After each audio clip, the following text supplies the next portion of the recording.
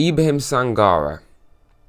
Controversial subject in the last year at Nottingham Forest, but let's talk about him. This is a man that was signed for Nottingham Forest for a record transfer fee and a lot of expectation. We were signing him, expecting him to be the next big thing for us, this ultimate number 6 defensive midfielder that could just light it up and, completely bin off the likes of Ryan Yates and all them horrendous footballers. Straight away it looked as if Sangare wasn't even that interested or bothered or invested in the fact that he'd signed for Forest. It's like he had to sign for us, he had no say. Obviously Forest signed a lot of players on deadline day last summer and they were all having to be shoehorned into the team at the same time, so also a lack of fluidity in just the rest of the team probably didn't help Sangare either. And he wasn't bad as such, he was just ineffective, I think, and a bit underwhelming for what we all expected. And I think game by game you saw that it wasn't working more and more, especially towards the end of when Steve Cooper was at the club. He only made 17 appearances last season in the league as well, and no appearances other than that. So really that's not that much at all, is it? But on top of this, he also had a lot of things go against him. Not only new country, new league, for example, but he had to go to AFCON, so he was away. He could never really get a flow going. He had a suspension before he went to AFCON as well. But what we all know is he was ill when he came back from AFCON as well, seemingly quite badly ill. And that clearly affected him quite badly, as it would do. The reason why I'm doing this video right now is because, of course, we're heading into a new season. So many people were saying that Ibrahim Sangare needs a pre-season. And I think it's an important part of how a player can settle into a club, not only signing players early so they can get bedded in and feel comfortable, which is something we don't normally do, which we have done this year, which is a big bonus. But having had an off-season now and now coming back to Forest, having a pre-season, it could help. And even though it was against a League 2 opposition, in his first pre-season game against Chesterfield, he looked significantly better. I know we can't get too carried away. I know it's only pre-season. Let's at least just appreciate the fact that Sangare looked seemingly a lot fitter, happier, and more at home. I'm going to look at that game in just a moment, but beforehand, I want to show you a few clips from games where he was either indifferent or having a bit of a mare. Because we can't just forget about the Sangare that we saw last season for 90% of it. And some of these clips, I will be honest, I've kind of only pinpointed some negative stuff, but even in bad games like, I don't know, Fulham away from home last season, for example, horrendous game of football, I still picked out a few good things. So I'm not just trying to slander him completely here, I am trying to be fair. So this is the Luton game in the March of last season. Of course, a very big game where there was a lot on the line in the relegation battle. I wonder who came out on top. The reason why I pinpoint this game is because it's the only 90 minutes that Sangare played in the entirety second half of last season. That's quite a big point, really, isn't it? I know he was out the team because of form, but also fitness, but only 190 minutes in 5 months. But let's look at just some clips from this Luton game. I'm going to look at the Luton game, the Fulham game, and then a much better version of Sangare against Chesterfield. So the Luton game, let's take a look at some of the good things first. And these first few clips are only really just him doing successful passes, not really anything too taxing. But here, decent pass to Toffolo, again, sideways pass, but you're going to do that in games at some point. I know you want to be looking forward, and that's something we're going to pinpoint in the Chesterfield game, that he didn't do anywhere near as much in terms of being as negative with his passing. This one is a little bit more risky. It didn't quite go to where he wanted it to go. I think Gibbs White did make contact, but it was a bit of a crowded situation. But this is a game where I'm not saying everything was bad, but he did a few good passes. Then he was doing a few risky stuff like this, just whacking it into the air. I kind of get what he was thinking, just getting it away. I don't know, I suppose I get he was under pressure here from the Luton player, but I suppose he could have just brought it down and just controlled it himself and played it back. And I get he was trying to get it up the pitch, but he just whacked it without looking and it went to a Luton player. So my point is here is that was a bit risky. I'm not entirely sure how much he thought it through. And the reason why I'm mentioning this is because, again, there's a few more examples coming up where he seemingly did think things through a lot better and it worked. Now, this is just an out-and-out mistake, just a missed pass. And, yeah, again, just seemingly quite clumsy, missing a header here as well.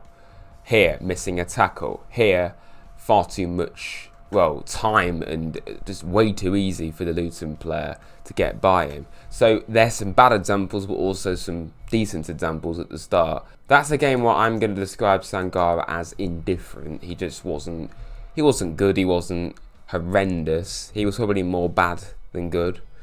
This game's bad though. If you're thinking that I'm just being purposely negative, I have managed to find 3 good things about Ibrahim Sangare in that first half against Fulham. What I noticed about Sangare is in tight situations, he is actually very good on the ball. This is even in this Fulham game.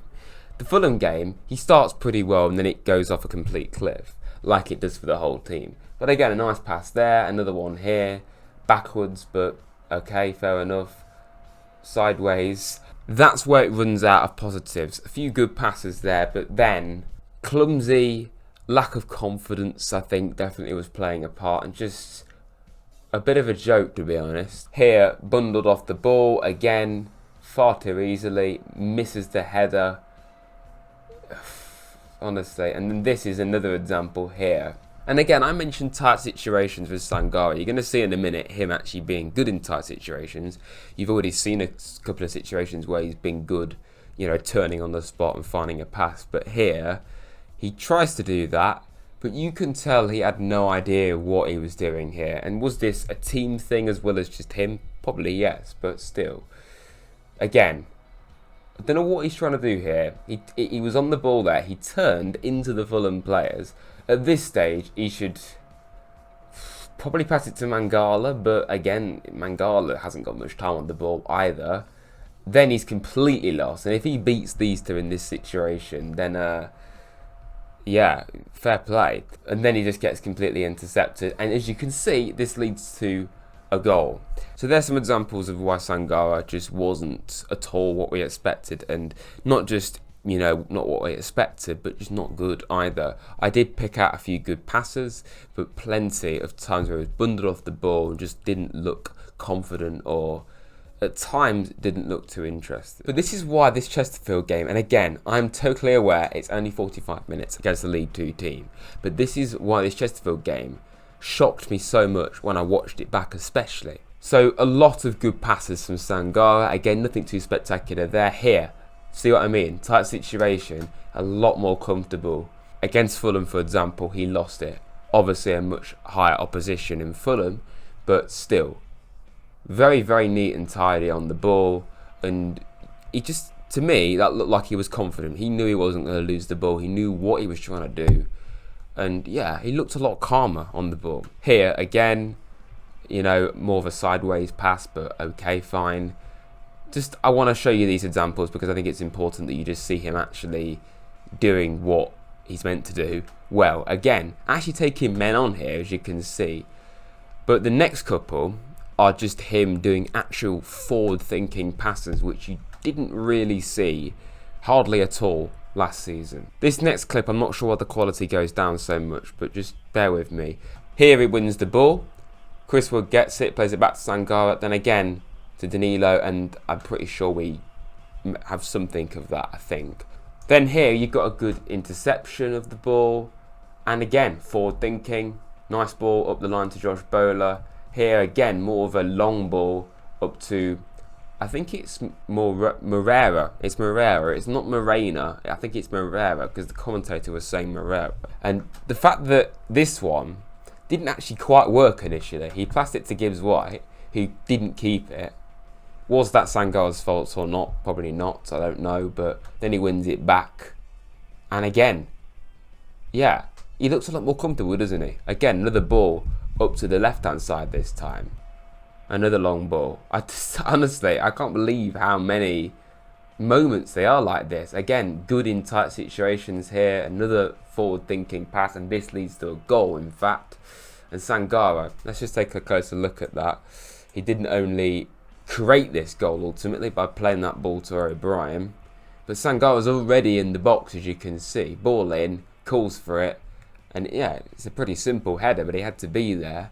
And I want to show you this as well. His pressing was a lot more impressive too. That was actually counted as a foul, which, yeah, maybe a foul. I don't know if it went to ground a bit too easy there.